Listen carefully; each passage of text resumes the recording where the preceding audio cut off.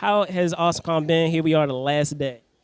I've just met so many amazing people. Like, so many people come up and they have such stories about their childhood and watching Teenage Mutant Ninja Turtles and talking about maybe hardships that they had in their childhood and how the movie was something that really gave them solace and gave them comfort and gave them like a safe space in a sense. And that's beautiful to make something that did that for people. Awesome, awesome. So I'm gonna age myself a little bit and say, thank you in advance because the films were a major part of my childhood. It's crazy to believe that it's been 35 years. It's wild to me. And just thinking about that, thinking back when you first came on board and took on that iconic role of Raphael. Can you talk a bit about that? Because I feel like out of all the characters, he's a fascinating character because in terms of tone, when we're talking about those films, he had those qualities that I feel allowed the film to step into some darker realms more so than a lot of the other characters. Yeah, yeah.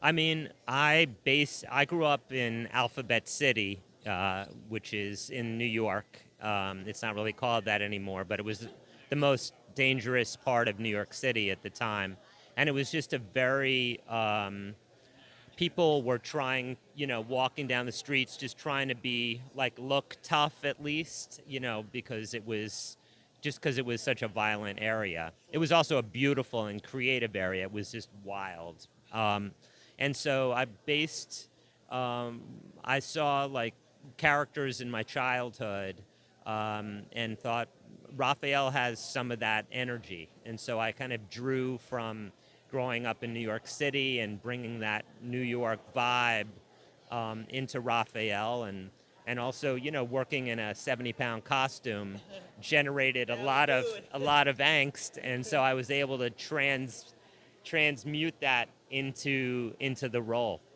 All right, excellent, excellent. And outside of the role of Raphael, there are others, Ray Donovan, among others. So, I feel like that's a perfect segue in talking about your book because I wanted to, just get an idea of having that amount of creativity and being able to imbue it into the roles that you have.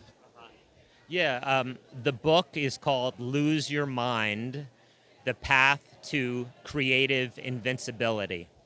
And it's everybody, whatever their job is, or even if they don't have a job, is a creative being. And so often we can get lost in the thoughts, the judgmental things that our mind throws out, or we can feel sensations in our body that we consider to be bad.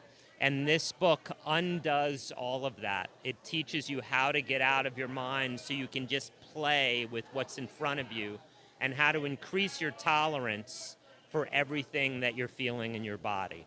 And it comes out September 30th, 2025. You can, if you're interested, it's up on Amazon as a pre-sale, and you can at least read about it there. And it's a book that's going to make life easier and more fun, and it's a really fun read. And I talk about so many of the stories that I've experienced being on set with all kinds of amazing actors. Excellent, excellent. And last question, because this is always a fun one. Whenever you're going to a con, is visiting any given city for that said con, and I know sometimes time can be finite, right? So, have you had an opportunity already to do something here in DC? Will you, or You mean will it hop be? around? Yes, yeah. Yeah, I mean, I've been to, I've been here about 48 hours. I will in total, and I gotta say, like, dinners that I've had, the food, there's some, I mean, like next level. There was a place, Moon Rabbit, that I went to that was just phenomenal, phenomenal. So, yeah, and just really fun to walk around, and so it's been a great experience. Excellent, excellent, excellent. So, Josh, thank you so much for your time. I really do appreciate it. Enjoy the rest of AwesomeCon, okay? Ciao.